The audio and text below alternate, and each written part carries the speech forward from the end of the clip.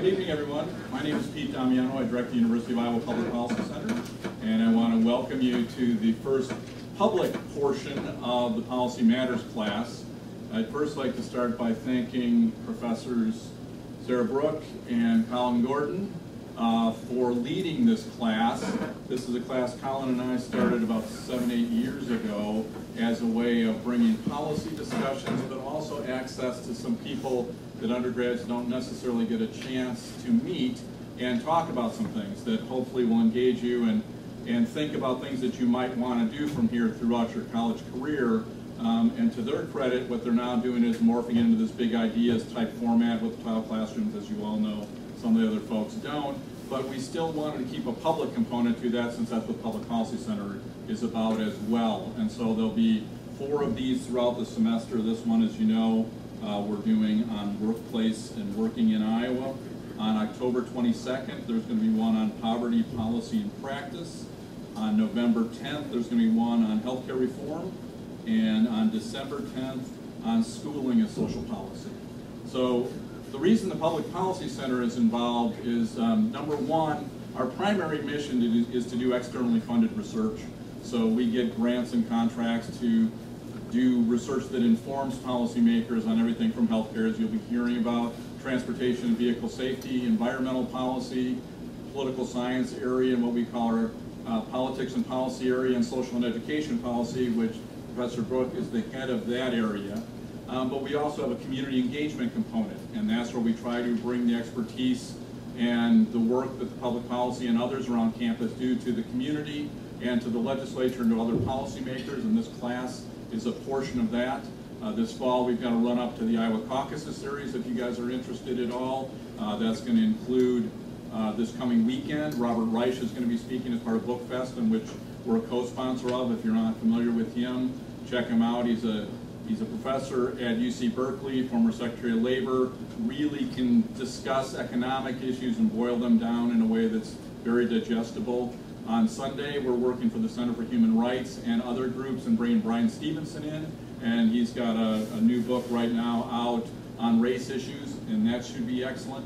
October 19th, we're doing an event on STEM education and STEM equity in rural Iowa, and bringing in people from around the country to talk about that.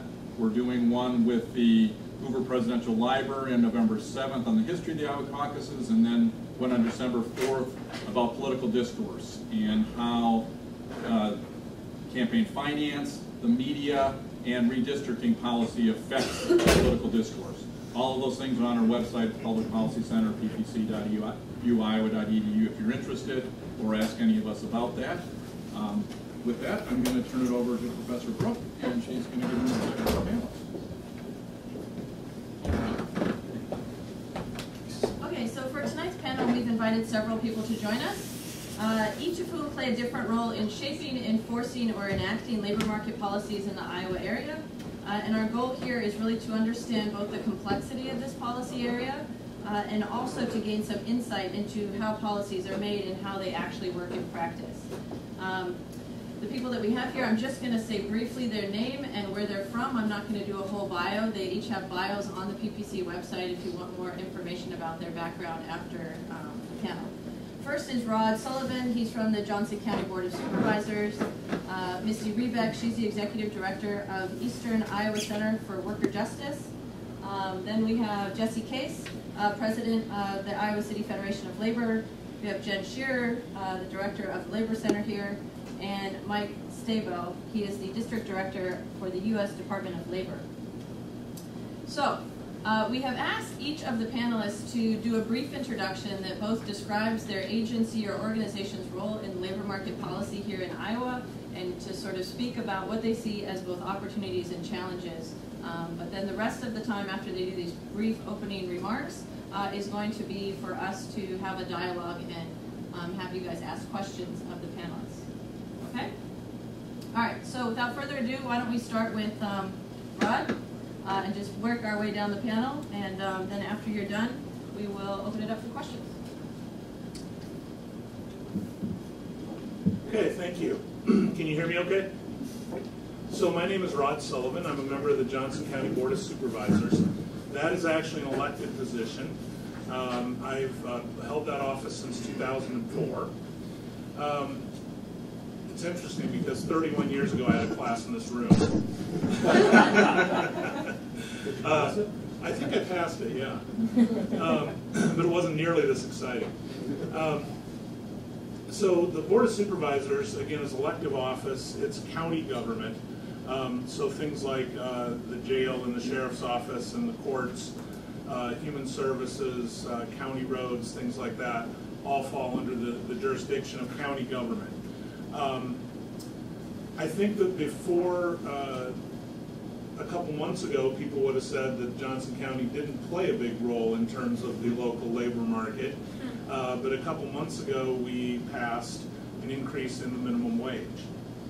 It gets a little bit confusing because the county can pass something for the whole county, but then cities have the right to do something different if they want. So even though we passed it countywide, the cities will still have an opportunity to talk about whether or not they want to adopt it or do something different. So that has been a very interesting process. It actually started probably 2 years before that. And I'm hopeful that your questions, we can talk a little bit about how it happened and why it happened and all that good stuff. So thank you for having me here. Hey everybody, my name is Misty Rebick. I'm the director with the Center for Worker Justice of Eastern Iowa. We are a nonprofit grassroots organizing group located here in Iowa City, Iowa. We were just founded in November of 2012, so we're pretty new, less than 3 years under our belt. So our core mission is to unite low-wage workers across race, ethnicity, and country of origin to stand together for economic and social and racial justice. So we are led by low-wage worker members who mostly are immigrant workers, people of color, and even native-born Iowans. So we have a really diverse membership. And really what we believe is that people who are affected by issues need to lead the solutions on issues. So we're not an advocacy group, we're activists. And we really provide the tools and the setup for people who want to improve something in their community to come forward and do something about it.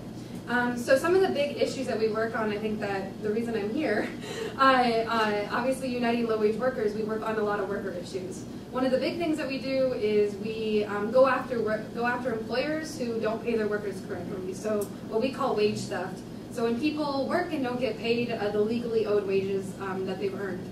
And so that looks, I don't know how much to go about on it right now, but wage theft can look as like cutting someone's hours, making them clock out before they actually leave for work, not paying them their overtime, taking people's tips, and sometimes just literally not getting paid at all. And so we help workers organize to take on bosses who do that and hold them accountable and get their wages back. In that same grain, we're trying to improve the policies here in Iowa and improve enforcement mechanisms so that it's not reliant on workers to enforce those, but that our Iowa Workforce Development, who's in charge of enforcing some of those laws, and the Federal Department of Labor, who's here, and you can hear more from him, who are in charge of that, are able to do their job. And we want to strengthen protections for workers, because as it is right now, it's pretty tough for workers to organize in their workplace and not get fired in the state of Iowa. So we have a long-term vision of improving the workplace in Iowa and empowering workers to be a part of that entire process. And another large thing that we've worked on is actually passing the local minimum wage ordinance that Rod was just talking about. So we've mobilized hundreds of low-wage workers and actually allies in the community to stand together to push for a livable wage. Currently, the minimum wage in Iowa is $7.25, $4.35 for tipped workers. That's a miserable wage. No one can live off of that in the state of Iowa. No one can live off of that in our county. And what we know is that off of the new ordinance that we've just passed, more than at least 10,000 workers are going to benefit from this wage here just in Johnson County, and probably more. And so what we do, our role in this is putting forward the voices of low-wage workers to really lead the discussion on this and hold policymakers, like our elected officials, accountable to representing everyday people, in addition to our government agencies. And then really just pushing for longer-term policies that are more inclusive, socially, racially, and economically of more people in our community. That's who we are. That's who we are. That's who we are. My name is Jesse Case. I'm the president of the Iowa City Federation of Labor. Can you hear me? The Iowa City Federation of Labor is a coalition of 22 local labor organizations that meet to work on labor issues and social justice issues. And we've been active in the minimum wage campaign and the community ID campaign and some other campaigns. If there's a local union that's in a tough contract fight, we make the rights and assistance.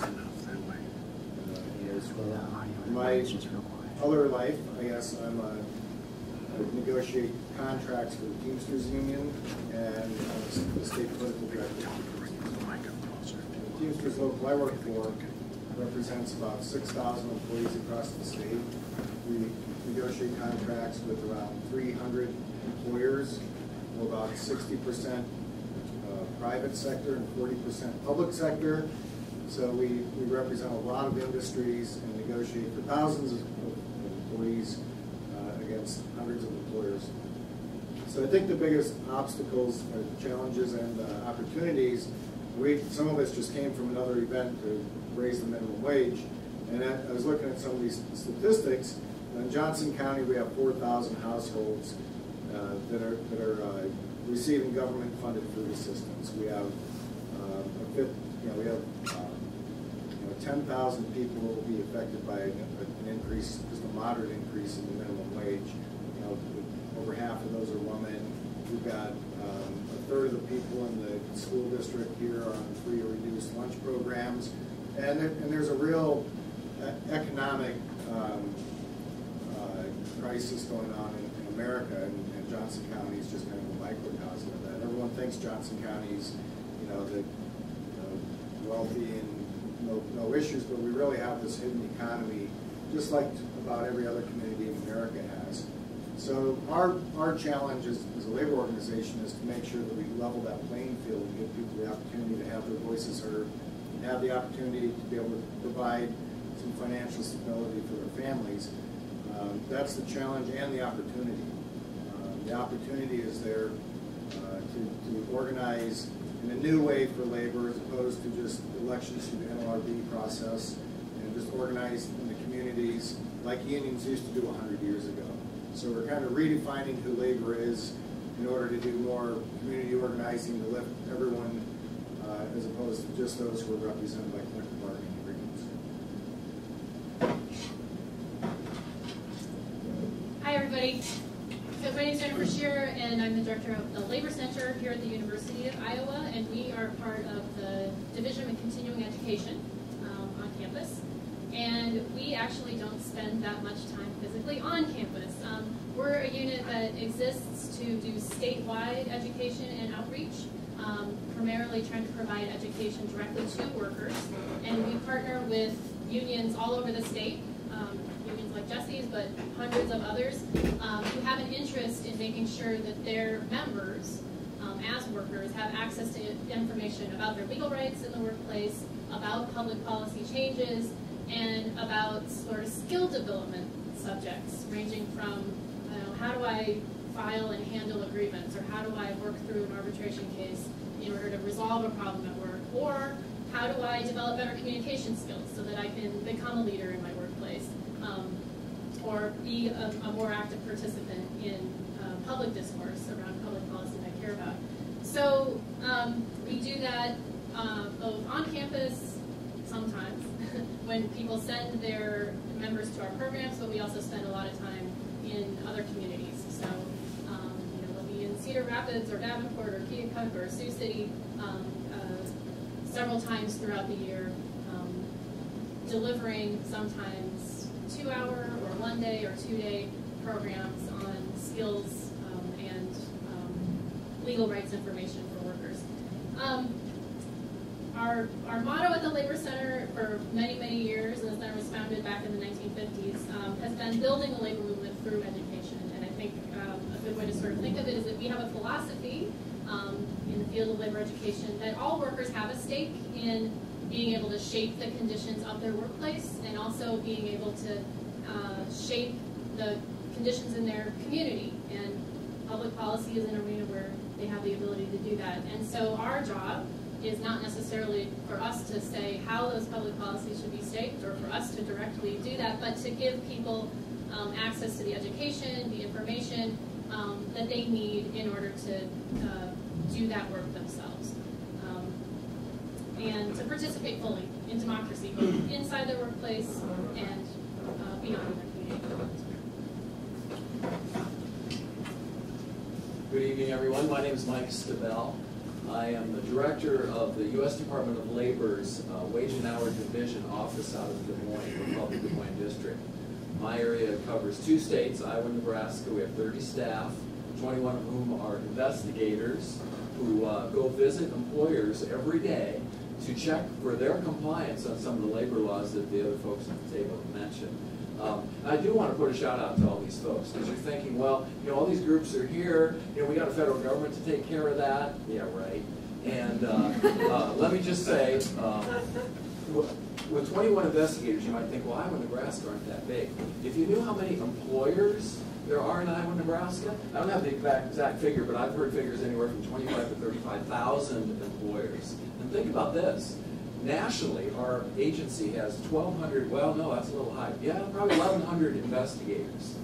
The numbers I see, there's like 200 million people who get a paycheck in this country out of 310 million, right? So what do you think the odds are of any employer ever getting visited by a Department of Labor wage hour investigator? I'll tell you, it's about the odds it will be visited once every 210 years.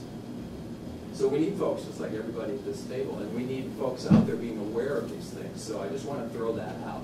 But a little bit of it then about wage and hour. We go back to 1938, the New Deal, minimum wage. We're the federal minimum wage folks. Overtime, child labor. That's just one law. My agency enforces over 50 different statutes. There's immigration statutes, guest worker programs, federal contractor statutes, polygraph protection. I could go on for a long time. So we're busy, okay? Extremely busy. But I just want to say we work hard to make sure employers are following the rules. And the federal minimum wage is $7.25. We go on with the overtime. And I have to echo what Misty said. There are so many folks out there, they're getting shorted on their pay. And wage theft is the term we use nowadays. And many times it's not intentional, but you know what? I think you'd be surprised at the number of times it is. Because it's the easiest way, and I'm not casting stones, it's the easiest way for an employer to increase their bottom line. Think about it. You got to pay the electric bill. You got to pay the mortgage or the rent. You got to pay the insurance. You got to pay the taxes. We don't have to pay my people. And it happens all the time.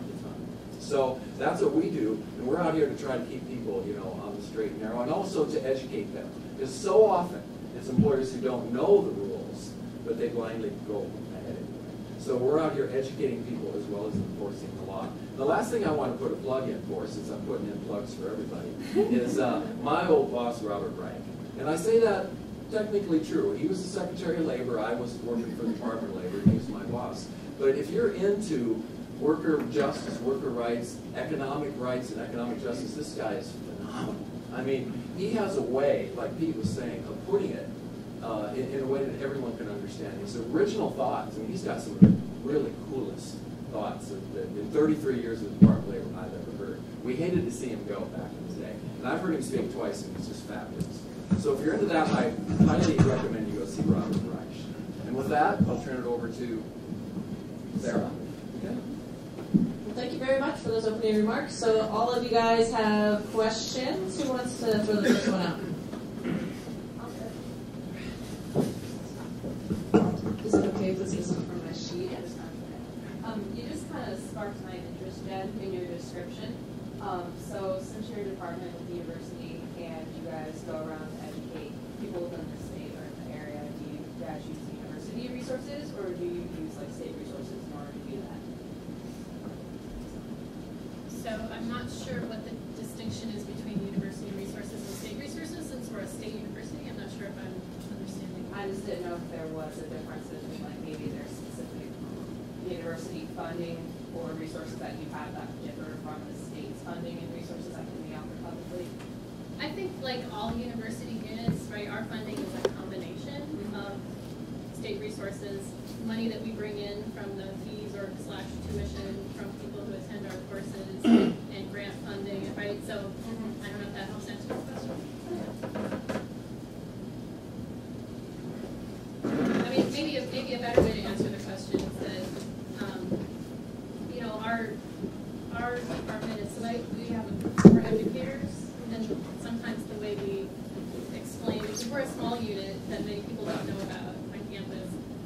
were established way back in the 1950s, right around the same time that things like business schools were also getting off the ground, and the professionalization of labor management relations was getting underway.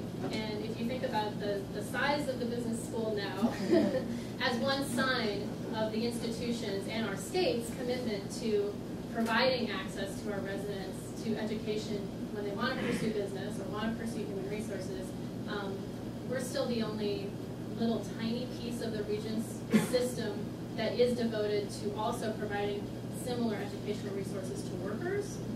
So, you know, we're glad that the little tiny labor center is still around, but there isn't really an equivalence between what the state and the university invests in making sure its vast, you know, resources and information and research are made accessible to workers versus, you know, folks who are pursuing other avenues. So we try to uphold that little piece of trying to balance out that access. Hi. So I guess my question would be, like, just like open to anyone who wants to answer it. But my question is, to what extent does the federal government play a role in Johnson County's like public policy? Because I'm feeling like there's like a difference between Johnson County and the state of Iowa. And to what extent do you think that the federal government should be playing a role in Johnson County, since it's a much smaller community? I can start. Yeah, I don't know. Well, since I'm the county person, I guess I can start.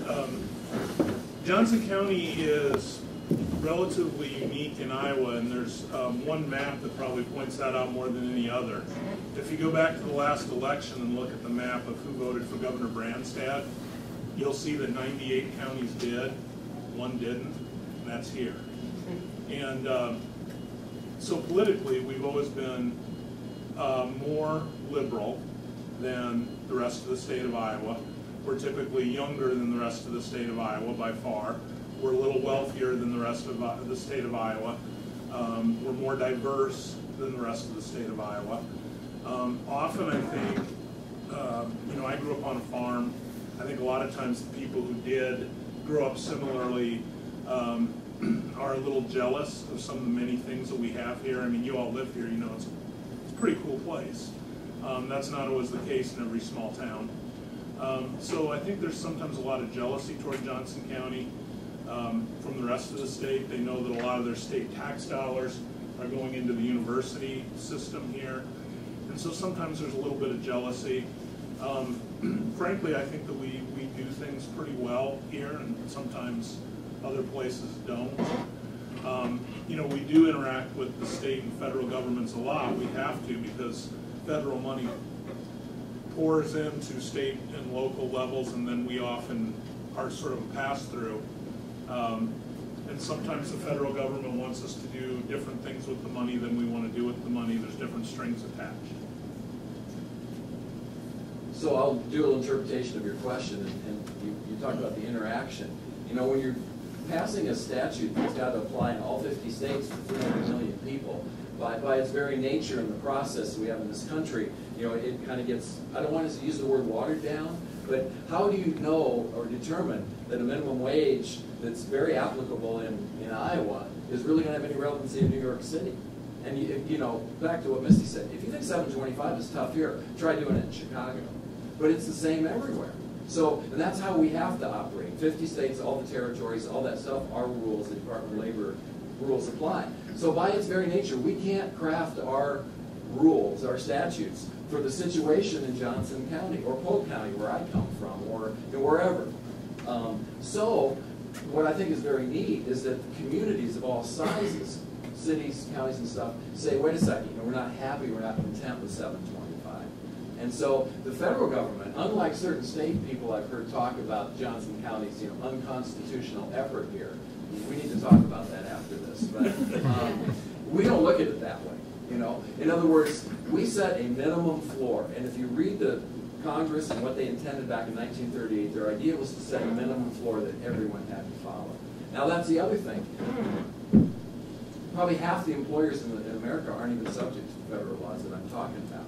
because there's thresholds for sales and employees and the things they do. So you just think, well, everybody in America is entitled to minimum wage.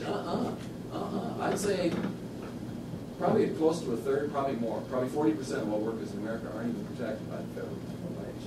Now the employers are higher because there's a lot of really small employers. So that leaves the door open for cities and states and counties to say, wait, we'd like to go higher.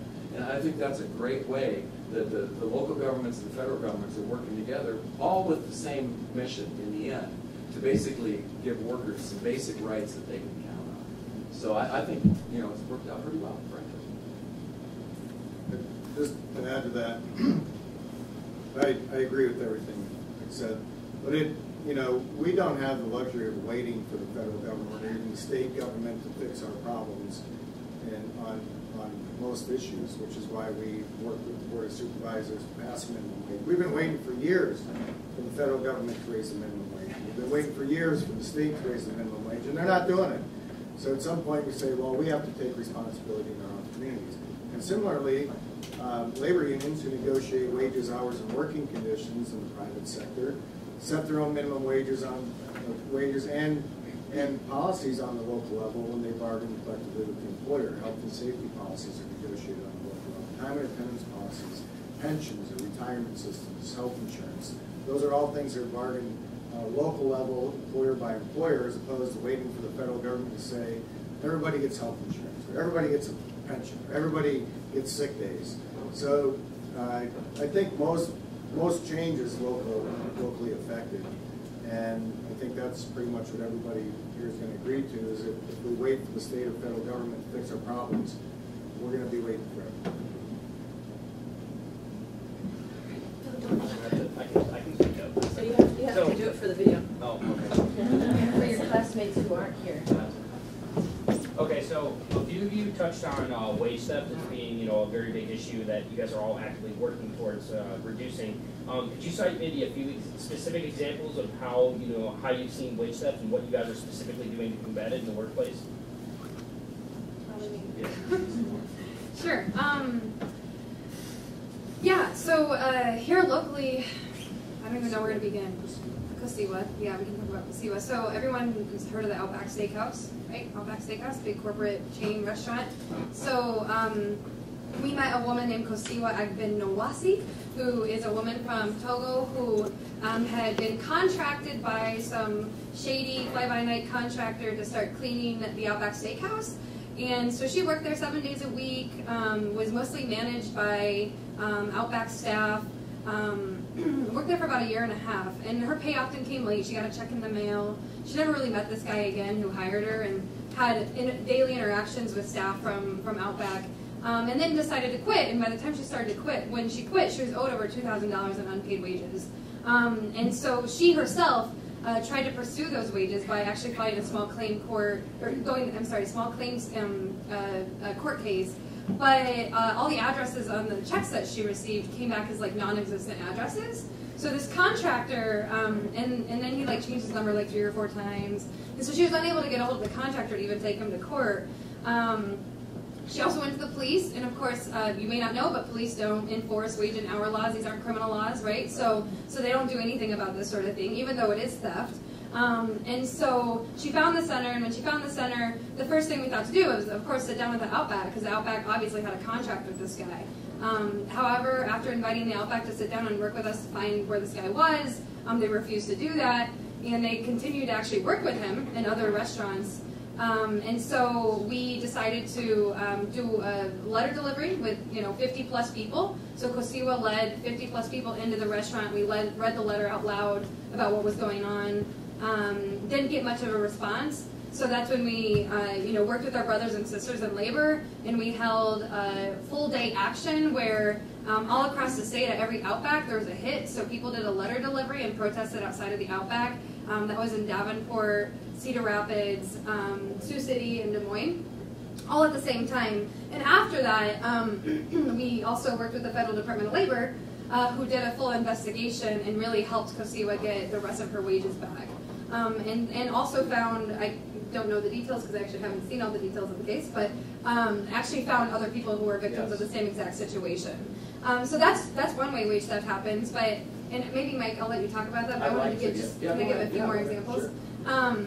Other things would be Applebee's. Everyone's heard of Applebee's, right? So Applebee's in Coralville, managers were stealing people's tips. So tip share wasn't actually going to the people who it was supposed to go to. It was going to managers. That's one way wage theft happens. Just recently, I met a man from a local restaurant here, a sushi restaurant, actually, who has not been paid overtime for 2.5 years. Not 1 hour of overtime. We've been going through his hours, and he kept all of his time sheets. And this guy's owed thousands of dollars in unpaid wages. And he's working for like $10 an hour, you know, and he's a sushi chef, right? So this is how it looks, right? It looks like stealing people's hours, not paying them at all, taking their wages, you know, like their tips. And then sometimes we see sub-minimum wages too, like a dishwasher in your local Mexican restaurant, for example, who might be getting paid $300 a week to work 12 hours every single day. That's wage theft. We can't salary out a dishwasher, right? That's not a professional job or considered, you know, in the salaries. And so that's how wage theft happens. And the way that we go after it is we mobilize workers directly to confront employers, along with the support of allies. We do public campaigns that embarrass the crap out of employers to come forward and pay. Because, before I finish and turn off the mic, because some employers, what they want is they want to go to court. Why do they want to go to court? Because no one freaking knows about it. And then they have to sign some sort of privacy thing where COSEWA can never tell anybody about what happened at Outback. That's that's what employers want. What employers don't want is their name on the front page paper, or like 100 people outside of the restaurant with signs saying, you know, stop stealing from your workers. So that's how we address wage theft. So I want to go back to COSEWA and Outback, but before I do that, I just want to say that as part of our rules in my agency, we will investigate the firm, compute the wages that are owed, require them to pay. And this has happened, you know, in my career so many times. Of course, in 33 years, everything happens a lot of times. But they'll look at hundreds of thousands of dollars back pay and like, oh, okay, I'll pay it. But then we say press release, and they freak out. It's like, well, wait, I'll pay it today if you don't put a press release in the paper. Well, you'd think $250,000, you know, for any company's lot, it's nothing to them. But the press, and if it's a retail operation or a restaurant, they don't want it out there. So, you know, that Misty's all over that, and we try to do that at the same time. But I also want to make one other comment. With Outback, that was an absolutely classic example of a situation in labor that has become it's beyond common. I want to use the word epidemic, but in our world, we call it a fissured workplace. And traditionally, back in the day, the restaurant, you know, had their own cooks, their own servers, and their own people to clean the store. Well, now it's all about contracting out. And every big box store, I don't care if you're talking grocery store, Walmart, Target, all of them, they don't clean their floors or do a lot of their janitorial. They contract it out. And invariably, there's a high proportion, I'm not trashing people who are in the business, but there's a high proportion of scumbags in that business. And they really are. And they hire people who don't have a sophisticated, they might be immigrants, they might be just local folks, but you would be amazed at the number of people we interview. Well, who's your boss? Jim. What's his last name? I don't know. How do we get a hold of him? Well, here's his cell phone number. And they come into our office and they want to file a complaint. And I feel for them, I really do. Plus, these people are violating the law. Well, so we get the number, we call them, this number's not taking messages. And contrary to what people think that the federal government can find everybody, we can't. We can't, and we try. So there's a lot of these people who slip through the cracks. But I'm going to take 2 minutes and just give you one other example that's on the far end of the scale. COSEWA, and there were 3 or 4 other people who do money. In the world that we know, a couple grand is no big money. But we just finished up a case, and it'll be in the paper. But it's over in Omaha. And what this place did is another typical one. They're a huge, not one you know, convenience store chain. They had 88 stores. And they had a policy that every time the cash register didn't balance out at the end of the night, every time somebody drove off, next time you're thinking about driving off and not paying for your gas, it's coming out of their pay. I guarantee you, it's coming out of the person's pay. And not that you would ever do anything like that, you know. I only did it once. And, but this company did it across the board to all their people. And of course, we received a complaint. And in our world, the complaints stay confidential. The employer never finds out who called the Department of Labor on it. And that helps us because a lot more people are willing to complain, right? Well, in the end, we basically wound up computing initially like about $1 million that they owed. And this was salaried, management people, hourly people, everybody. Well, there's a whole bunch of mitigating factors and lawyers got involved. Now, they still paid about $750,000 to several hundred people who had been just given their pay away. Now, if you're behind the counter and that guy drives off, what are the odds of you stopping him from driving gas? They're zero, I guarantee you. Plus, do you want to even try it? But then top it off, the employer takes your pay. Well, Mike, that $25 drive off, that's coming out of your pay.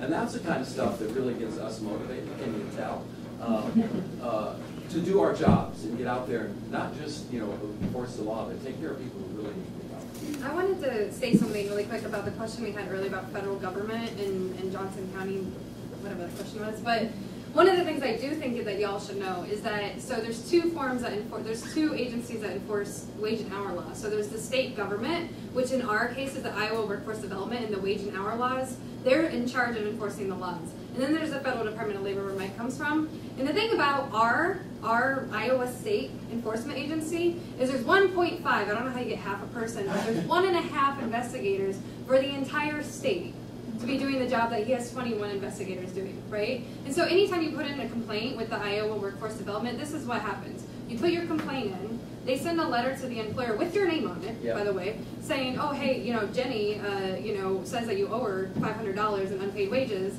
and then wait, and they wait. And if the employer doesn't get back to them, they close your damn case. Like, that's what happens. So that's what our governor has done with our state enforcement agency. So when you asked about how we're working with federal government, the Center for Worker Justice, we're strategic, and we know what works and we know what doesn't, and we don't waste our time. So we don't even, I hardly ever even put in complaints with the Iowa Workforce Development. I go straight to Mike's group because I know that at least they're gonna pay attention to it, right? And so it's like, that's just an example of how our state government could be doing way more on this issue, but they don't because we elect the wrong people and we also don't fight enough to get the right funding in the right places. And so it's like, anyways, that makes me Another question.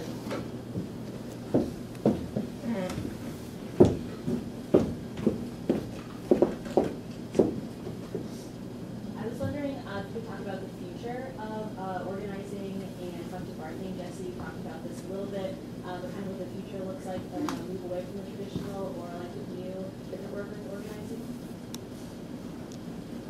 Well, there are a lot of polls that say the majority of workers in America would organize a union if they have a fair shake. The reality is, when people really don't organize a union and exercise their rights under the National Labor Relations Act, most of the time the employer hires a very high-priced union buster. They come in, they take control of the labor relations, they pay employees to sit through captive audience meetings where they show them movies and put out misinformation and intimidate people, and a lot of this stuff is against the federal law, but there's really no teeth in the federal law if they're found guilty of, coercing somebody or intimidating something. They usually just have to post a notice, 6 months later, and by then the employees have been scared out of joining the union. So unions have been looking for, talking about for years, alternative ways of organizing. And the percentage of the American workforce that we represent has gone from 30% down to 20 to 12 to 15. And part of it is the fact that just the number of people that have entered the workforce in the last 30 years has skyrocketed. You used to have one person in the household working one job and supporting the family. Now you have both parents working, maybe the kid working, maybe there's 3, maybe there's 4, maybe there's 5 jobs under one roof. So the number of people just entering the workforce has skyrocketed when the number of union members has stayed the same because it's harder to organize. So it's not necessarily that unions represent fewer people in real numbers. We represent a lower percentage because there's more people working. So I think because we don't get a fair shake in the election process, in our opinion, because if a worker comes to us and wants to organize a union, it's kind of like saying, if you put your job on the line, if you alienate your employer, if you get your coworkers to do this, if you don't get fired, if we win an election, then we can negotiate your wages, hours, and working conditions. And people go, no, I'm not really into that. So that's why we're looking, and sometimes it works. I won an election a couple months ago in bargaining the first contract. First of all, it's why we don't file for an election unless we have 70 to 80% support. Because when the employer runs their anti-union campaign, they're going to erode 15 to 20% of your support, and you have to You have to have a majority to win. But it's also why we're looking for kind of alternatives to organize. 100 years ago, unions were more than a grievance factory. They were more than a collective bargaining institution. And that was the core mission and still is. But 100 years ago, unions had power both on the shop floor and off the shop floor.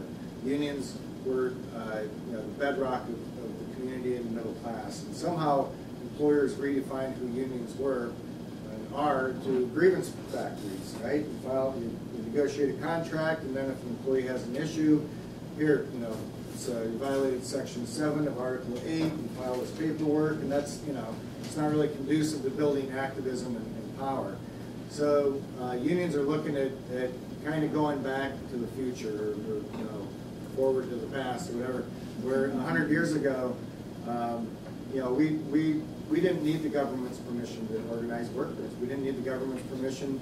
The government says you represent 12% of the American workforce. That's bullshit. We represent all workers. That's right. Right? And if we're going to be the voice of all workers, then we don't need the government's permission to tell us we're the certified bargaining representative. That's why when Misty gets a call and there's a wage theft issue, and the Center for Worker Justice shows up with some workers, and the Teamsters, and the state senator, and a Catholic priest, 9 times out of 10, the employer goes, "Oh, here's the check. It's right here. We had it, and we found it. Right? We found the money. We didn't yesterday. We didn't think we owed it, but today we found it because there's a group of workers, there's the union, there's the Catholic Church, and there's a state senator, and we don't want to have anything to do with that. How much do we owe?" And by building these coalitions, we've redefined who labor is to our allies in the community that always had common causes, but really didn't work together. We've built relationships with half a dozen faith-based organizations in the community that used to hate labor unions because they didn't know anything about labor unions. They saw the movie Hoffa or whatever, and they were saying, but now they realize that our mission is the same as theirs, and it's a social justice mission, and it's doing to others and taking care of our neighbors, and so now we have an excellent relationship with churches. We're redefining who we are in the eyes of unorganized workers because you don't have to be in our private club and have union membership for us to be your advocate. And it's a long-term strategy. But if we win enough, if the presidential election goes wrong and they pass national right to work, or they cut the Department of Labor, or they cut OSHA, or whatever, labor unions might be down to 2 or 3% in this country in the next 5 to 10 years. And that really freaks out a lot of people. I said, who cares? Because we can represent and organize workers regardless of what the federal government says on paper. So it's just a difference of opinion on who we represent and how we represent. I was just going to add one little thing. It's kind of interesting because 150 years ago, the people who were being organized into unions were largely Irish and Italian, Polish, but they were recent immigrants.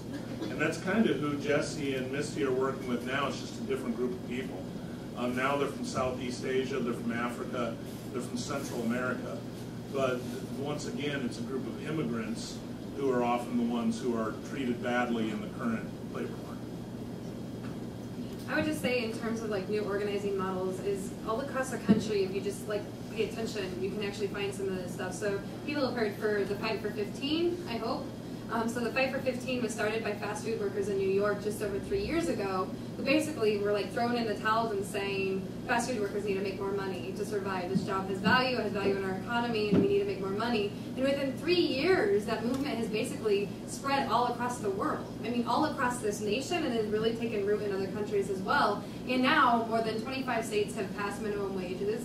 And now more than 26 counties and cities have passed minimum wages, and that's because of the new worker, organizing that's happening with unions on the table, in the group, with churches in the group, and it's it's basically stop waiting and following rules, right?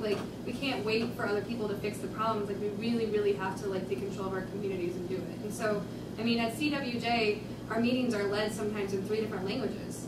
Like, it's opening our minds up. You know, we elected a board of directors president who speaks only Spanish. So all of my board of directors have to listen to an interpreter at our board meetings. You know, it's just like things have to change because the country looks different. And if we want to have success, we have to be more inclusive of everybody. And that's people of color, that's immigrants, that's older people, that's younger people. High schoolers deserve a livable wage. Immigrants deserve a livable wage. I don't care if you're undocumented, you still deserve a livable wage. Everyone does. You know, and it's like, and we have to create movements that are inclusive of all those people. Just one other quick example is that the Teamsters have a national organizing strategy for the national supply chain, right? Things come into our country by airplane or ship, and they get put on trains or trucks, and they go to warehouses and all the way down to the landfill.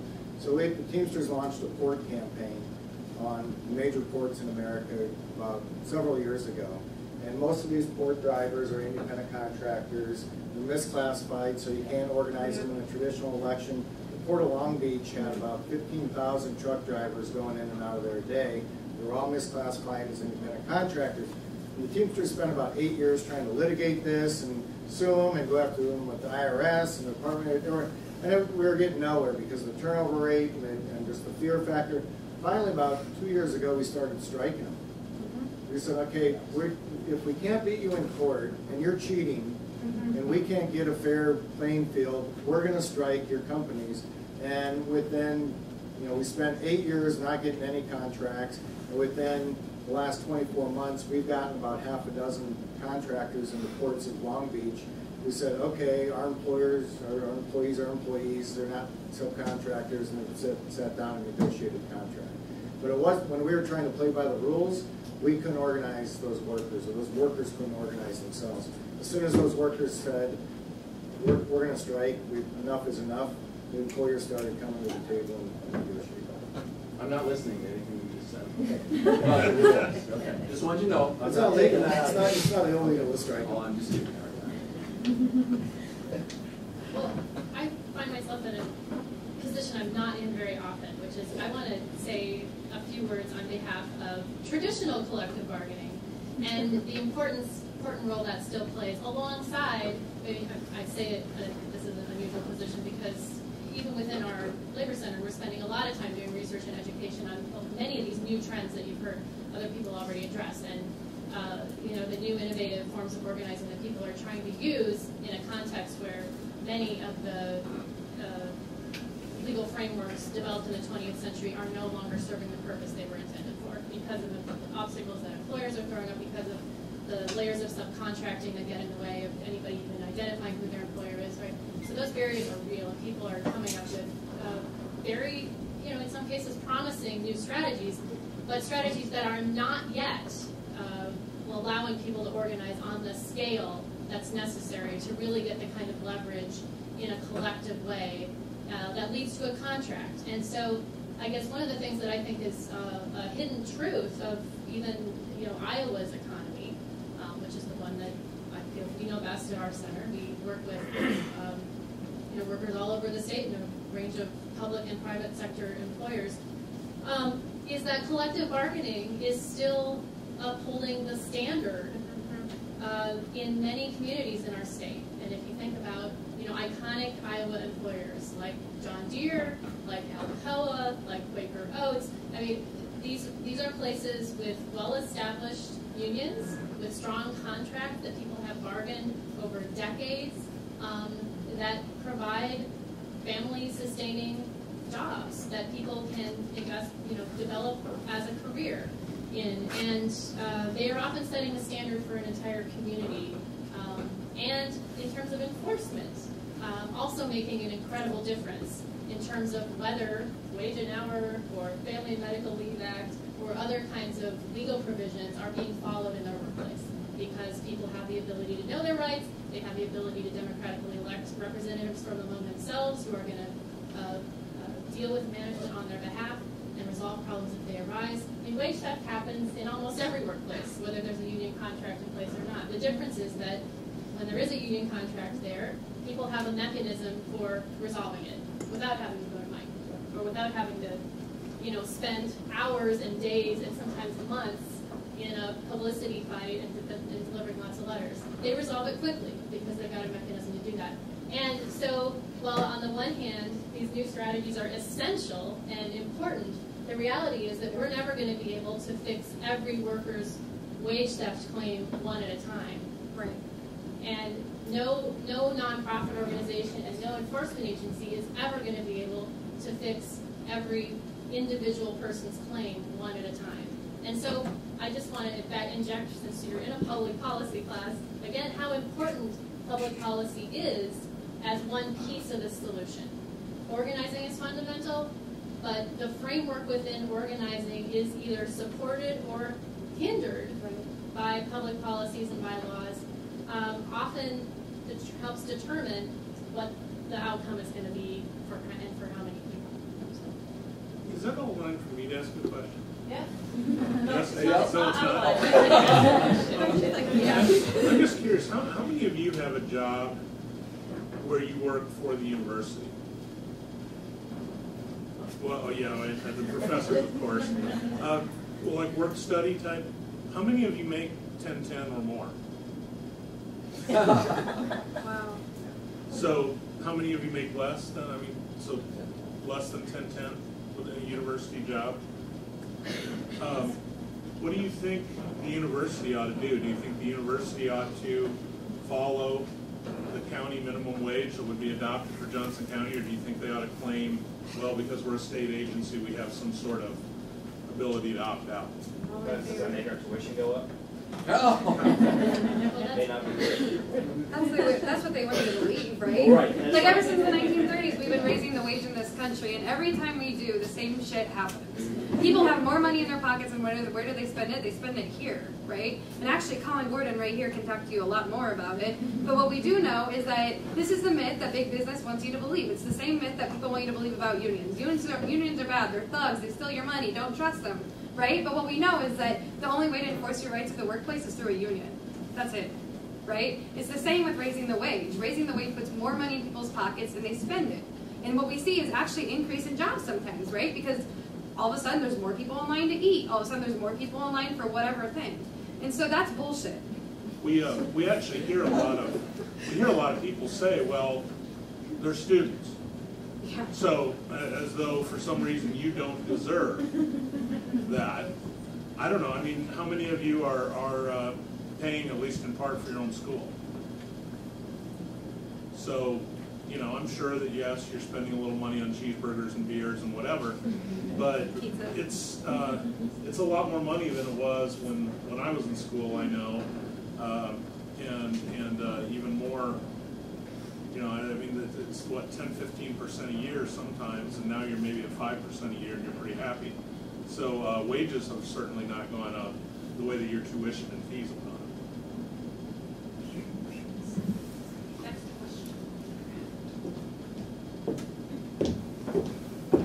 I would love to hear your views on right-to-work laws, and if you have any experience with a low-wage worker not wanting to join a union. I mean, hearing your stories about the great lengths that it takes to go to get people's attention and get anything done, I'm just wondering what you think about the right-to-work rhetoric and how people can believe that is the right thing. Well, I don't know how much you covered right to work in this class. Okay. So right to work in my world means that we actually represent around 8,000 to 9,000 members, but around 6,000 of them are dues-paying members. And we can get a call at any time from one of those non-dues-paying members who says, there's been a violation of the contract, and I want to file a grievance, and we're obligated by the law to represent them, including arbitration, which could cost us up to $5,000 or $6,000. So it's a crazy, crazy law. It's worded badly.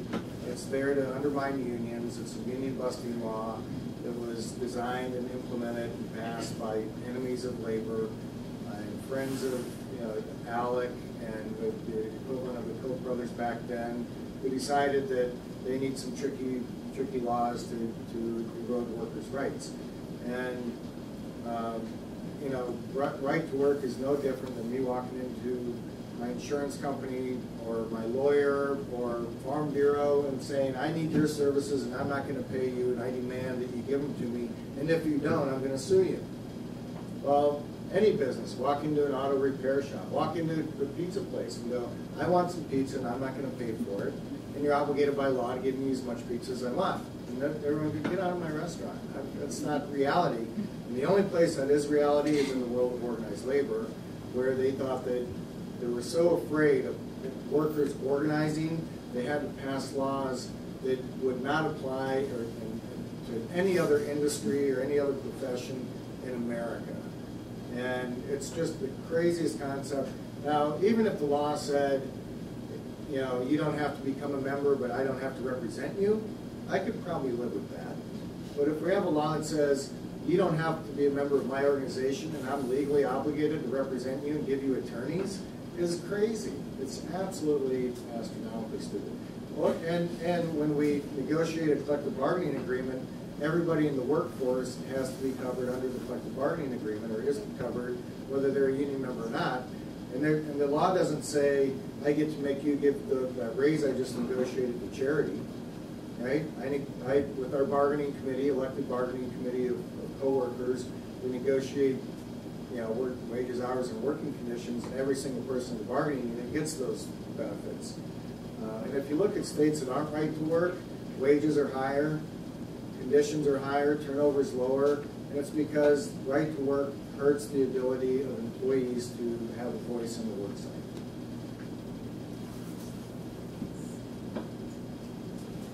So I guess the only thing I would add is a little bit of context. You know, Iowa was one of the first states that passed a state right to work law in 1947. That language of right to work was, you know, came into our discourse in the middle of the 20th century, as Jesse's accurate, that at a time when there was a concerted effort to weaken and undermine many of the gains that collective bargaining had allowed workers to make through the 30s and the 40s. And you know, if you think about the original National Labor Relations Act when it was passed, the wording of it makes it very clear that the intent was to not just allow organizing and collective bargaining, but to promote collective bargaining as a progressive public policy to enable workers to shift the balance of power in the economy as a whole, and to use their collective ability to bargain with employers who have their own collective corporate structure enshrined in law. And the original law anticipated and assumed in some ways that unions would have what was called union security, the ability to bargain with the employer, not just over wages and terms and conditions, but over the survival of their union over time.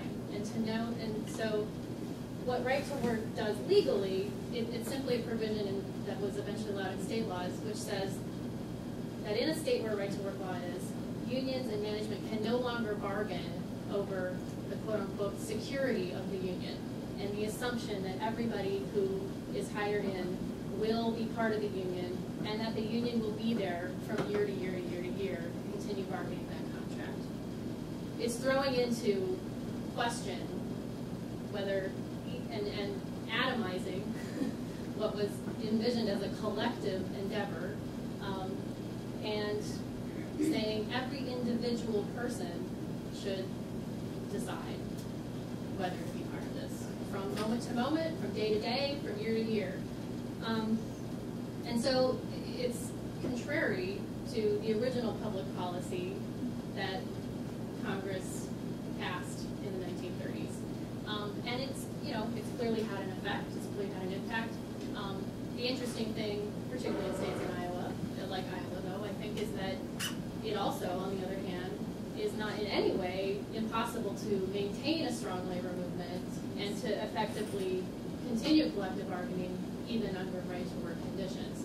And that in some ways is a testament, I think, to people's ability to effectively organize even when they have to overcome this additional cost. Can I add a comment about that? So, in the way that right to work works for people without a contract, right? The workers that I work with is like when someone comes in with a complaint about their boss being mean or being racist, which happens all the time, and we're trying to figure out what to do about it. And I often explain the right to work is like right to hire, right to fire. Like basically, your boss can fire you at any time for any reason. Of course, there's protections, right? There's protections like you shouldn't get fired because you're black or because you're Latino or something like that. But it happens all the time, and you shouldn't be treated differently for those things. But it happens all the time. But without a bargaining unit and without a contract, you basically have no power of trying to prove your case in doing that. And so, of course, there are mechanisms. There's the Iowa Civil Rights Commission, and there's all these things that are there to protect people and their civil rights. But it's pretty freaking hard to actually do that and not get fired and put your whole job on the line without a bargaining contract. And so what that means for most of us who don't have a union is good luck. Like, all of your rights can be infringed on by your employer because at any time they can fire you and just say, no, you're just a bad worker. It has nothing to do with you being black. You know, and I have black workers who come in and say, this is the 4th time I've been fired for using the bathroom. You know?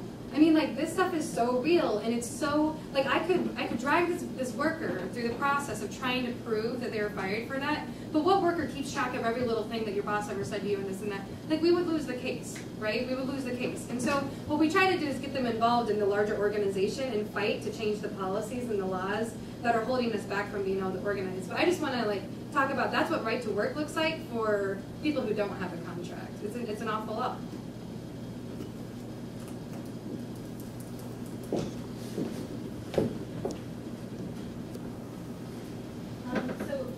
Jen said earlier that it's important to keep in mind how public policy can make it more or less difficult for workers to exercise their rights or look after their own welfare. And so I guess I was just wondering, this is open to anyone, what sorts of policies in particular, beyond like repealing right to work actions or raising the minimum wage, you guys think would help to empower workers at the local, state, national level? You're not in the policy class, so that might be a silly question, or if people are in the class. No silly question.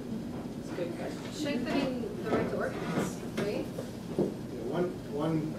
Be short. But I think right now, if a group of employees go to organize and somebody gets fired for organizing, that's illegal. And oftentimes that chills the organizing campaign, and a couple of activists get fired.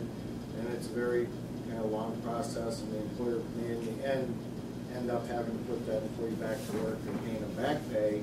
But it's long after the organizing campaign's been lost because everyone's been afraid. If there were some type of other punitive or criminal penalties attached to that would probably lessen the number of times employers fire people for trying to exercise their federal rights to organize, and it would make workers a little more confident and comfortable with exercising their rights. Similarly with wage theft.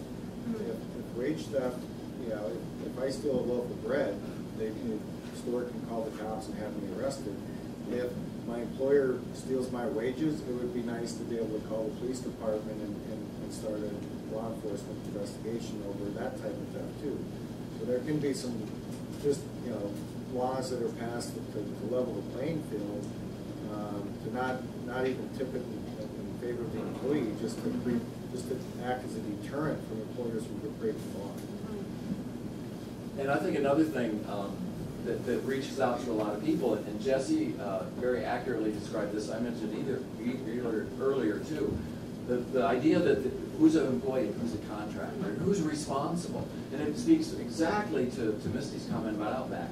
Outback said, we're not responsible. We are not responsible for these people. So the way the labor laws are written, there's two concepts. One is joint employment. You can be employed by two entities at the same time, okay? In the case of Outback, they were directing these workers. It was Outback managers who were telling these workers for this, fly-by-night floor cleaning firm, what to do every day. But yet Outback's saying, well, no, we're not responsible, we're not the employer. That guy who we can't even find, who's living in a trailer house down in Georgia, when we did find him, he's responsible. Well, what has happened is it's evading the responsibility. And this Fisher workplace I mentioned earlier, instead of one employer, you go to a hotel. There can be 5 different employers in that hotel if you go to a big hotel. The housekeepers are working for one entity out of, Florida somewhere. The janitorial folks, the maintenance guys are working for some outfit out of Denver. It might be a Hilton hotel. There might be 6 people in that hotel that actually work for Hilton. Why? Because they don't have to pay unemployment. So they don't have to pay workers' comp. So now, is it legal? Yeah, it's totally legal. But it leaves this door open for the kind of abuses you've heard people say. So my comment is to address the laws, and I didn't even talk about franchises. And when you guys read about Uber, and you read about that kind of stuff, read some of that stuff. This is nuts. But Uber was set up. I mean, now California has jumped out there. And I just want to say our agency's starting to look at those kind of things too. But the laws, I don't speak to California law. Uber is solid on federal law. I mean, they're not being fair to the people at all. But, because according to them, they're not even their people. Well, they're somebody's people, right? I mean, anyway.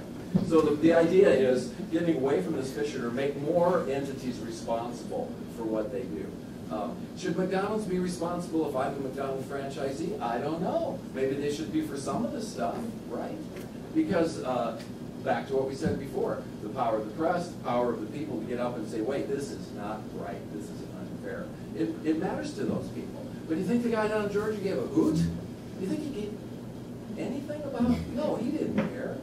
He was drinking his Jack Daniels, and he was fine.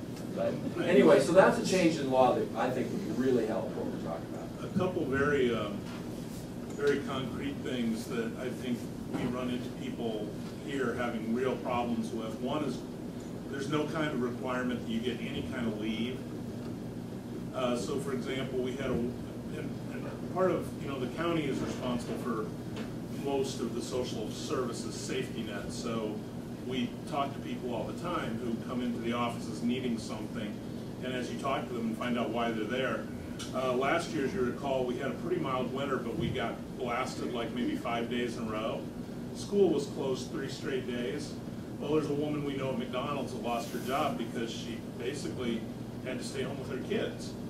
She doesn't have a big, support network around here. She didn't know anybody she could trust to leave her kids with. She just had to lose her job. Really, it seems a shame that there's not some kind of guaranteed leave for people in this country. If you it's not. I'm not even talking vacation. Just if you're ill, something like that. Another thing that we see is really picking up is this idea, and probably some of you probably have to deal with this, where you have a job and you're scheduled. Walmart's usually one of the leaders in like bad practices. So that's the first place I heard of this happening. But so you're scheduled Saturday from 8 to 4, and you come in at 8 o'clock, and they said, you know what, we don't actually need you till 10. So now I don't know what you do, but you sit around for a couple hours, and you check in at 10, and then they say, I know you were supposed to work till 4, but actually we're going to let you go at 12. So you had 8 hours of your day scheduled. That's when I work, right? But you only worked 2 hours, and there was no way you could go have another job during that time. Because the other employer can do that to you too. I know it's really common for any of you who wait tables or whatever. You think you got a shift. I'm seeing heads nod. You get sent home early, right? We're not busy tonight. Well, that's not really your problem, right? You were counting on the money, and it's not there. Just some very specific policy stuff that I thought I would bring up. So our low-wage worker members meet once a month at a membership meeting, and that's where they essentially vote on the actions that we're going to take, on the campaigns that we're going to lead, and different issues that we're going to work on. We have a really diverse membership, again, speaking about 17 different languages in our membership. So these are all people from different walks of life, right, who come together and agree on things. And so we're running currently a Jobs with Dignity campaign, which is pretty inclusive. But some of the things that they came up with specifically that would make their lives a lot better are things that have already been said. But paid sick days, like how many restaurant workers have a paid sick day? Yeah, 90% of restaurant workers go to work sick. right? So that's for something for you to think about when you go eat dinner later. The other thing is secure scheduling, because like families work and you have to find childcare, and all of a sudden your schedule changes. And now I think it's even going beyond that now, where it's like daily for some coffee shops. You can like literally be put off for 2 or 3 hours, and you've lost your pay. Livable wages, which we're working on with the new Johnson County minimum wage. And then another one that a lot of people don't think about is check stubs. So we've been talking a lot about wage theft tonight, but if you don't have your check stub to see how they calculated your wages, how many people have memorized how many taxes get taken out of your wages? Nobody, right? So if you don't work a consistent schedule, if you're not salaried, then your hours might fluctuate a little bit, and the only way for you to know if you're getting all your pay is to be able to see the deductions that might come out, the taxes that came out, and if you got paid all of your hours. Walmart pays you on a Walmart card, and it costs you like $1 to swipe it to see what that information So I just worked with a woman yesterday who works in P&G. She works at the factory there, and she's hired through staff management. So this is everything we're talking about. Who she was supposed to get her pay off of her pay card because they give her a global cash card. Even though she has a bank account, they give her a global cash card, and that's what her pay comes on. She gets no check stub. She has no idea how much money is on it. When she calls, she gets charged $1 to see how much is on it. But the only way she can do that, she has to do that so she knows how much to take off. Because if you take too much off, then you get charged, right? Like $5, and you can actually go negative on your pay card. And so, and her money just wasn't there. Her money wasn't there, and she went to work, and they said, not our problem, we're not your employer. P&G's not your employer, so then she goes to staff management. They say, not our problem, call the cash card company. Cash card company, she calls them, and they say, not our problem, talk to your employer. So, and this is, these are low-wage workers who are often working 2 to 3 jobs. Who has the freaking time to do that? And then I asked her, so how many people do you know have done this? Oh, I know about 5 people. And I said, did they ever get their money back? She's like, well, no, because they just gave up, because 1, they were too scared, and 2, they just didn't really know how to pursue it. Miss a whole week's worth of pay over this stuff. So we need to we just have to regulate the way that companies are taking advantage of workers. And the global cash card, I've seen it at so many different temp agencies. The Sheraton Hotel uses 3 different temp agencies for their hotel cleaners, and they get paid the same way. It's if we were to have some policies that prevented employers from being able to do that, or at least also gave employees the option to get a paycheck, an actual paycheck, a piece of paper, that might help, right? And so there's a lot of policies that could help a lot in just leveling the playing field, not even putting workers above employers. So. A long, endless list, and I just want to go back to your question.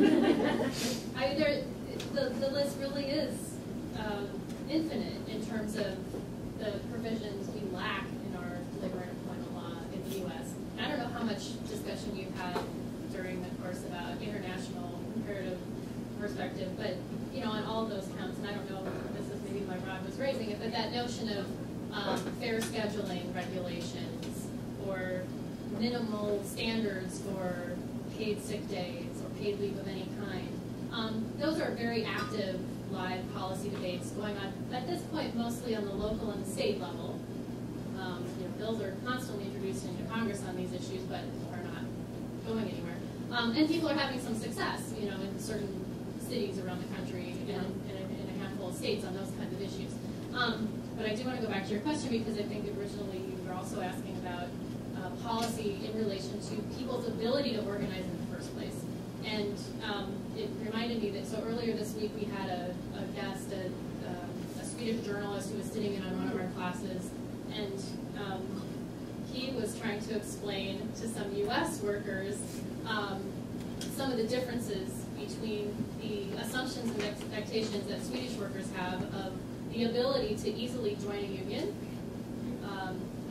in a context where bargaining happens on an industry-wide basis, and where anybody in a particular industry who enters a job has the expectation that they will immediately be able to join the union that represents their industry without interference or resistance from their employer. And it's not because employers have decided that, it's because as a society they have created a legal infrastructure that sets that expectation. Whereas in the U.S., when people want to form a union, they must do it on the individual enterprise, individual employer by employer and business by business level. And employers legally have what's called, quote unquote, freedom 24/7, as long as anybody's at work, freely advocate and persuade and sometimes intimidate and even fire people. That gets them into the illegal territory. But the penalties for doing so are so weak that there's not much of a disincentive for employers to not do that. And there's lots and lots of research and human rights reports and all kinds of exposés that enumerate the obstacles that workers in our country face to getting over that hurdle. So, you know, in things like most industrial democracies, regulate businesses in different ways than we do.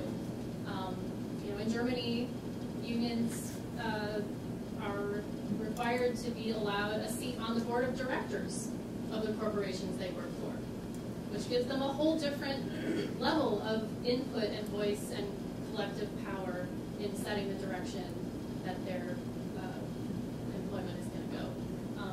You know, we have a very different system in our country. And so there are all kinds of policy innovations that we could very likely borrow that have been implemented and experimented with and tried with some success, many people would say, in other countries.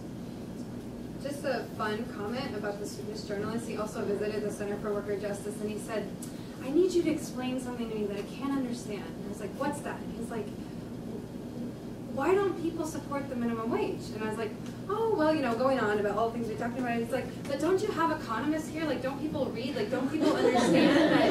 I mean, he's like, I still don't understand. Why don't people support it? I mean, like, so it's kind of wild when you sit down with somebody. You know, he was literally, I mean, he wasn't even trying to be funny, right? He was like flabbergasted and like just baffled, like just couldn't understand why this was even a debate in this country. Specifically, we were at one point having a long discussion and trying to explain to him what the real world process of people trying to organize a union is in the U.S. And it was kind of like trying to explain to somebody on Mars what the weather is like on Earth, you know. And he was completely baffled that any of these things could happen. But you know, that's another example of, you know, public policy makes a difference in how that process works. And I mean, right now, actually, very recently, the National Labor Relations Board has changed some of the rules, and people are now and timelines under which people's union elections happen. And people are now experimenting with whether that shortened timeline is going to make a difference in how successful people will be in organizing. And if you're looking for flex, let me explain. So, you know, oftentimes people under our current legal system, if they're interested in organizing a union, one of the things that happens is over time they get that discussion going. Often they're working with an organizer or somebody from a union. The process typically is they're signing on a petition or on a card, yes, I'm interested in having an election in my workplace where we all vote, and if we have a majority, then our union will be legally recognized. Well, what typically happens is once people have a majority of signatures on those and the union officially goes to the labor board and says, we want to have an election. At that point, the employer knows about the campaign. That's typically when maybe they know about it before, but at that point they find out about it, and their aggressive anti-union campaign begins, including the use of legal procedures that often delay the actual election for months and sometimes years. So this is getting into the weeds with a lot of National Labor Board technicalities, but the National Labor Relations Board, recognizing this after many years of policy debate about it, recently implemented a new rule saying once people file that petition or those cards that say we have a majority of people who want to have an election, the election must happen within 15 days. And yes, the employer can still file their legal objections and can still talk to people during those 15 days, but at least the election is going to happen. People aren't going to have to wait months or years to even just get to vote. And so people are now, you know, experimenting with that and going to find out how much of a difference does that make. Is that going to cut down at least on some of the delays that in some cases had made it, you know, months go by, people leave the workplace, new people come in, and maybe 2 or 3 years later, you get to your election or people give up is the other thing that had happened frequently under the old system. So that's one very concrete maybe example of how a public policy makes a difference in how easy or hard it is to work.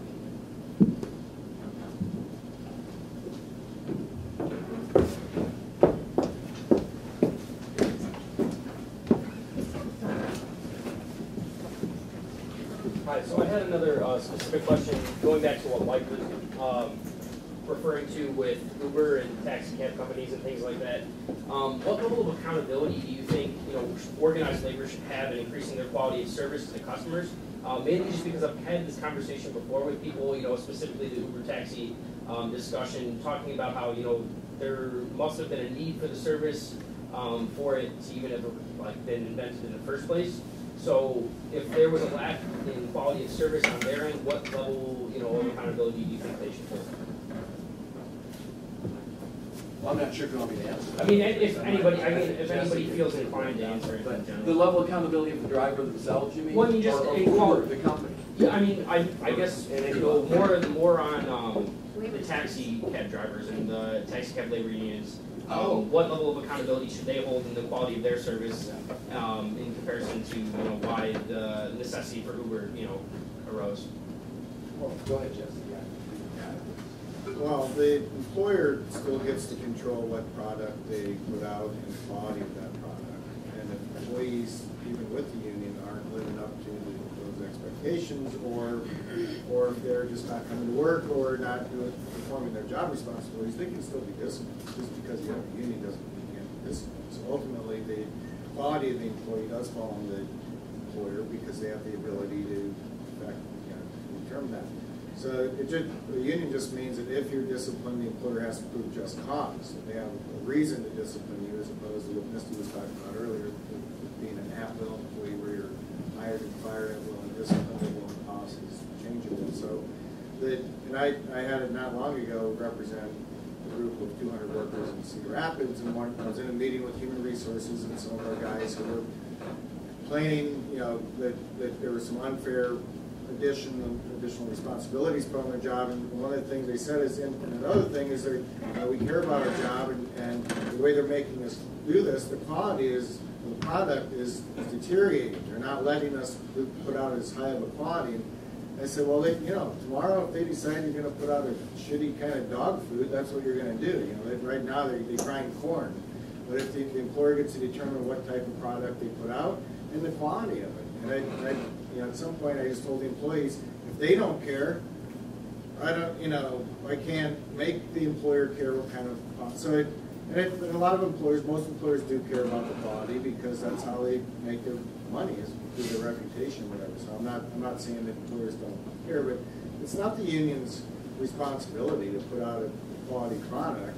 It's the employer's responsibility. Now, most unions pride themselves in putting out a better quality product than non-union workers because we have more training, we have lower turnover, we have more education, we have the right to not work under unsafe working conditions. So if the line's too fast, we have the right to slow it down if it's going to chop off our fingers, things like that.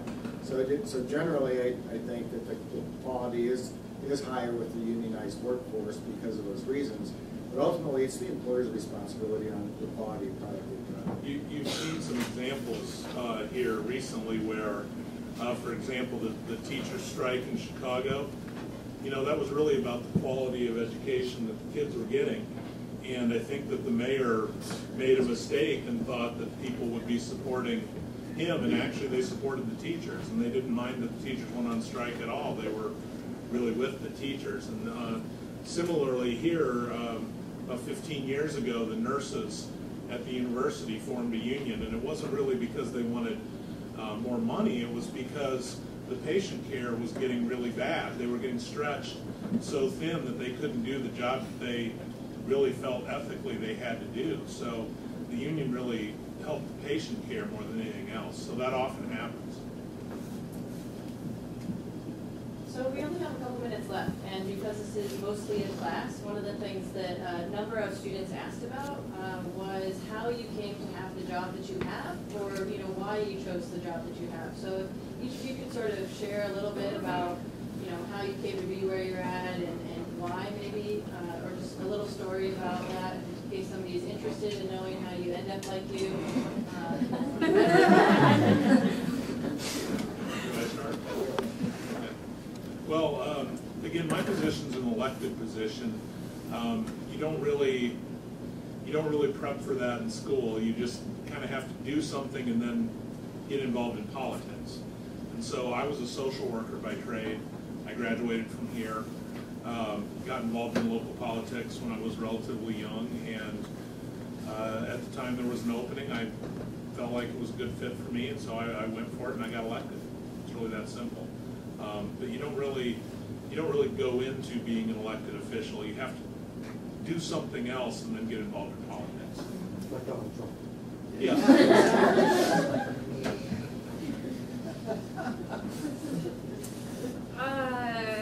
I grew up on a farm in central Iowa, and my mother was a meatpacking factory worker for my whole life. She just retired after over 30 years. And my father was a trucker, a local grain company trucker, and I have 4 siblings, and I have 16 nieces and nephews who lived with us at all different times, and grew up lower income, and no one in my family had ever gone to college. And I think just seeing my mom and hearing my mom's stories every single day about what was going on at work. My mom was one of the few Anglo workers actually at the time, so most of the workers alongside her were from Burma or from Mexico. And that she just, got really involved in the union and felt like she had to do something because a lot of the language barriers, like the guys or the women on the lines next to her were just getting totally taken advantage of. And actually it was affecting her, right? Because if they were willing to do things, then she was expected to too. So I think at a really early age, I started to learn sort of just how unfair workplaces can be. And I started working myself in the serving industry when I was 14, and experienced wage theft and experienced low wages my whole life. I went to college and worked full-time the whole time through college. Was really interested in getting out of the States, so I was able to study abroad in Chile, and that's where I got fluent in Spanish. And so I came back and really wanted to stay on top of my Spanish, and also seeing the huge, like in Chile, the income inequality gap was one of the largest in the world at the time. And so it was really clear to me that there was some serious economic issues. And it was weird because it's kind of like the first time in my life that I saw it so starkly. So I knew when I got back I really wanted to be involved in addressing like actual issues that impact people's lives. So I did AmeriCorps. And then I got recruited by Iowa Citizens for Community Improvement, which is Iowa CCI. It's one of the longest standing grassroots organizing groups in the country, but they're based out of Des Moines. And they do Saul Alinsky style confrontational tactical organizing. And so I was taught to be an organizer there, and I got hired to work on a Latino organizing project, and I worked on wage theft issues. That's where I met Mike years ago now. And also worked on keeping ICE detention centers from our downtown and police discrimination and all different stuff, and just kind of found that organizing used all my talents. It really does. It's a challenging job. It's a fun job, and seeing people grow and confront people in power and find their own power, and especially people who come to our office for wage theft and walk differently after they win.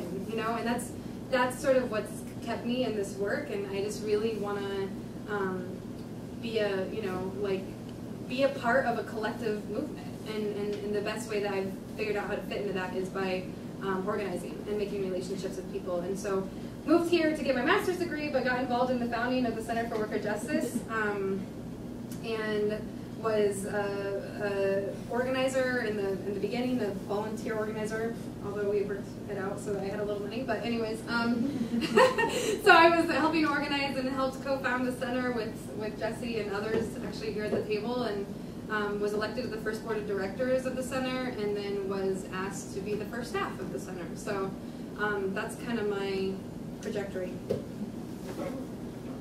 Oh, I should say what I studied. I did my undergraduate degree in, it doesn't really matter, but I did my undergraduate degree in international studies with an emphasis area in Spanish. And I actually came as a dancer. So I was a dancer and then switched my major completely. Then I came back and got my master's degree in urban and regional planning with an emphasis area on housing and community development.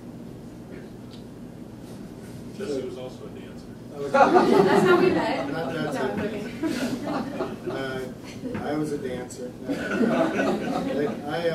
I grew up with two handicapped parents. My father lost a leg in Korea, and my mother was 80% deaf from birth. So, and I'm the youngest of 6 kids. So we grew up kind of raising ourselves, or you know, as self-advocates to get through life, and in school kind of became an advocate of my friends and causes, and you know, or whatever, and learned that life wasn't fair for my parents because of their certain situations, and learned that you had to fight to get what you want. And I learned that from my dad, you know. And out of high school, I went to work at a packing plant where I saw, it was a skin picnic hams, and there were 4 of these skinning machines, and I saw the other 3 guys skin their fingers. And the union came around, and I got involved in the union organizing campaign and got fired for trying to organize a union. I was putting union stickers on the meat as it was going down the line, which you can't do. You know, but I was an advocate, so they marched me through the plant and made an example of me.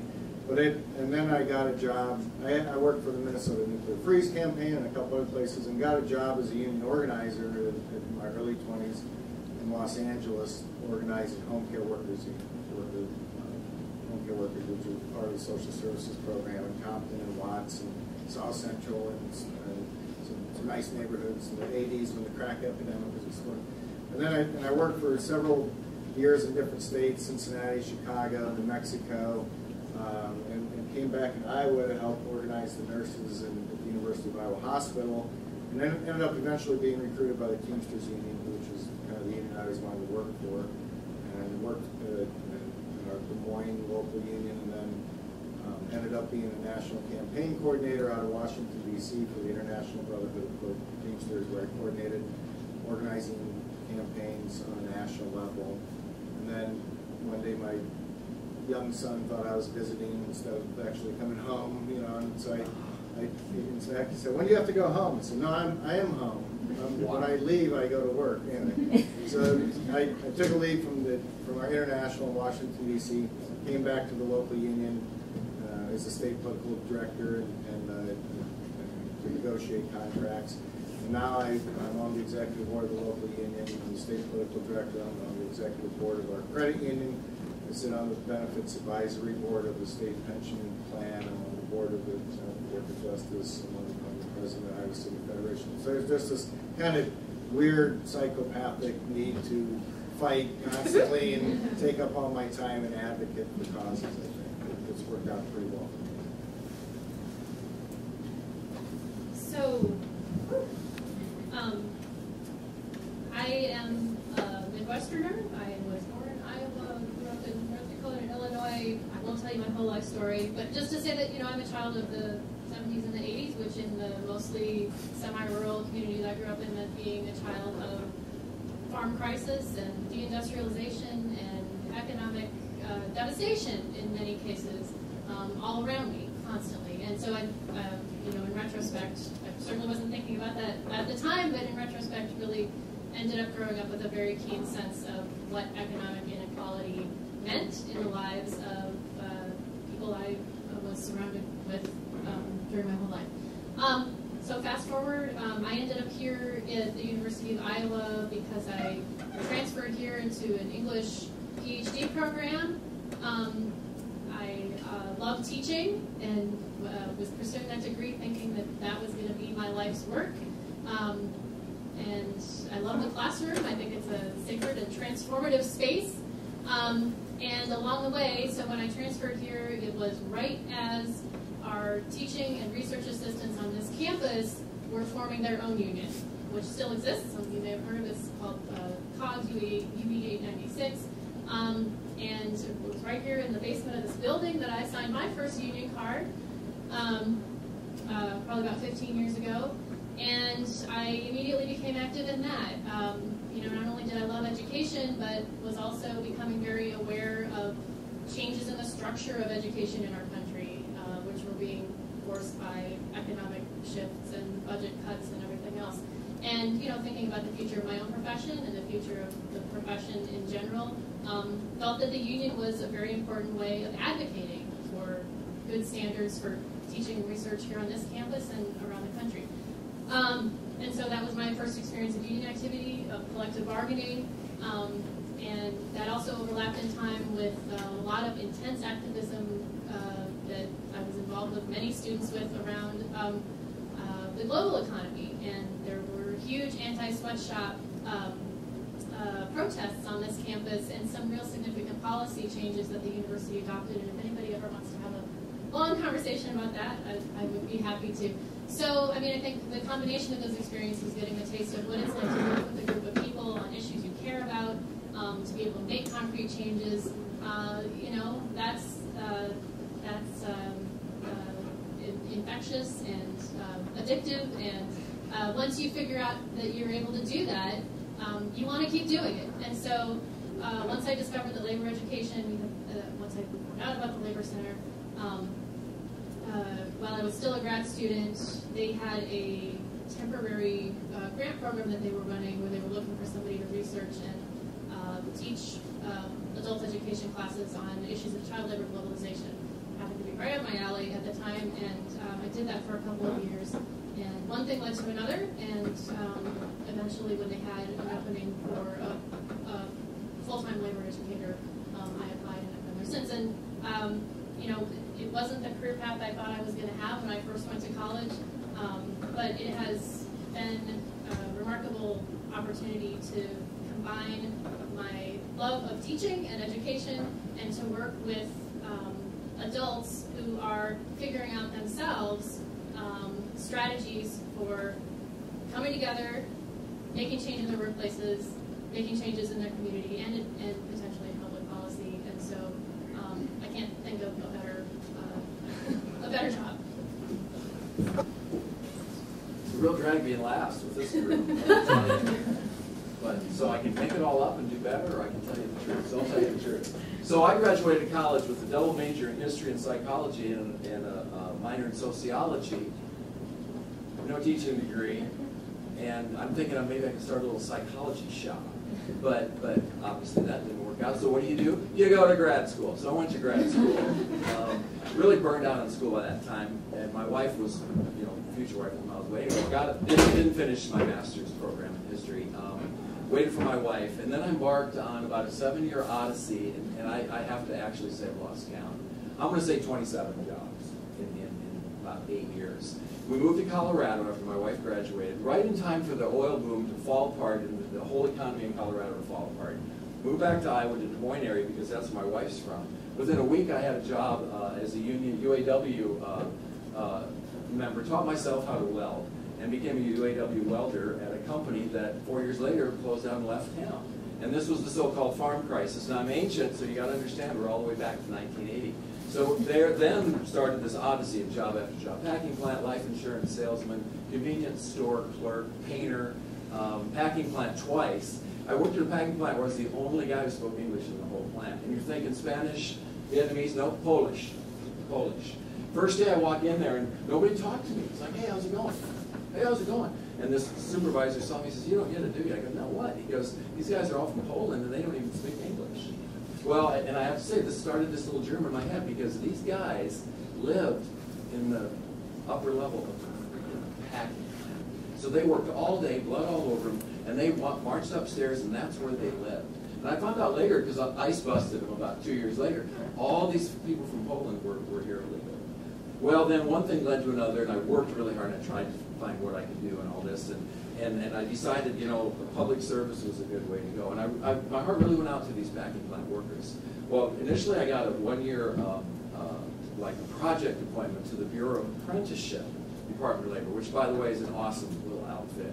And the whole concept of apprenticeships has been lost in this country. Somebody mentioned Germany. I mean, read about Germany, and not only the way the unions work, but the way they use apprenticeships. And may I just say, what the #4 economy in the world? So if people say all this hurts the economy, that's a bunch of crap.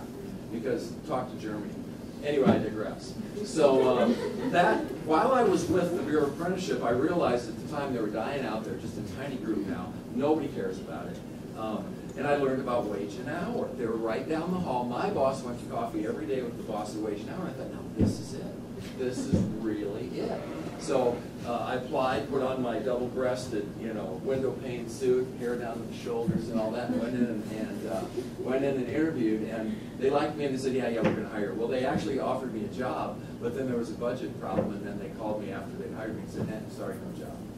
So then I embarked on a couple more years of stuff, and ultimately got in with another funky little federal agency, the Railroad Retirement Board. Everywhere I go, it dies. I mean, Iowa, Massey Ferguson, Don't kill the wage hour. I know. The wage hour actually grew, so I broke out of that hole finally. And luckily, then another hiring thing came through, and I got hired with wage and hour then from this other federal agency, and it's just been great. And I got to say, there's a lot of bad ink out there about federal employment, federal workers. It's not a bad gig. I mean, especially the agency I work for, the money that we collect doesn't come back to the government. I mean, a few things do, but 99% of the money we collect goes right back in the pockets of the people, that deserved it in the first place, that should have gotten it. So what's not to like? And I was fortunate enough to move around, but never have to really leave Iowa. Been in Waterloo. I was an investigator for 18 years. Got promoted to assistant director for 10. That was a living nightmare. First line supervisors, you don't like that. And then fortunately 5 years ago I was named the director of Iowa, Nebraska, so it's all working out. And I'm retiring on December 31st. All right, well, with that ending, let's thank our guests. I think this was a very lively panel. I think we learned a lot. Thank you.